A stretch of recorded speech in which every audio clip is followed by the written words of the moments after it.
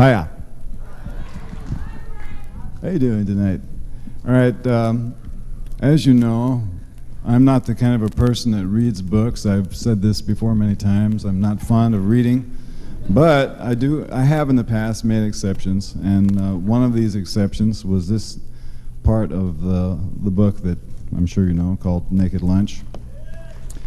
And I have received permission to read the part about the talking asshole. So, before I do, I discussed with Mr. Burroughs before we came out here some of the details that led to the construction of this section of the book. I asked him where he got the idea for this part, and he said that it was derived from the ventriloquist scene in The Dead of Night, if you know that film.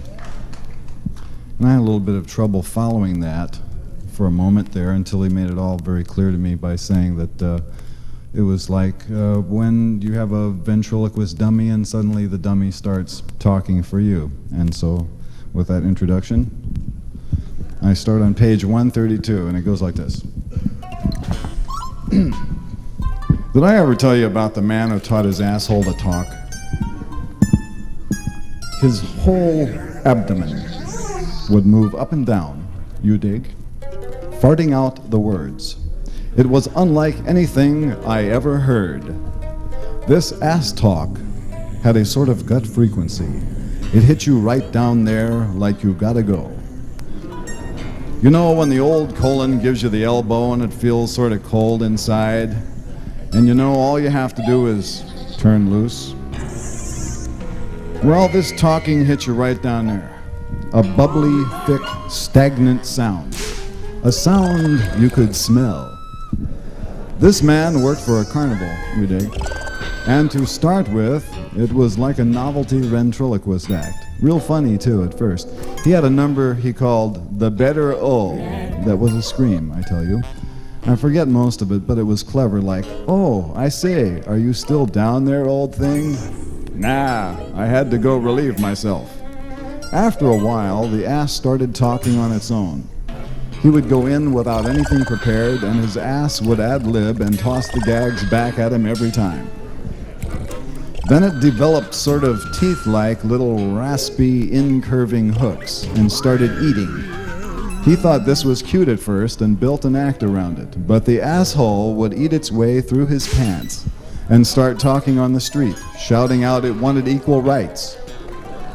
It would get drunk, too, and have crying jags, nobody loved it, and it wanted to be kissed, same as any other mouth. Finally, it talked all the time, day and night. You could hear him for blocks screaming at it to shut up, and beating it with his fist and sticking candles up it. But nothing did any good, and the asshole said to him, "It's you who will shut up in the end. Not me, because we don't need you around here anymore. I can talk and eat and shit." After that, he began waking up in the morning with a transparent jelly like a tadpole's tail all over his mouth.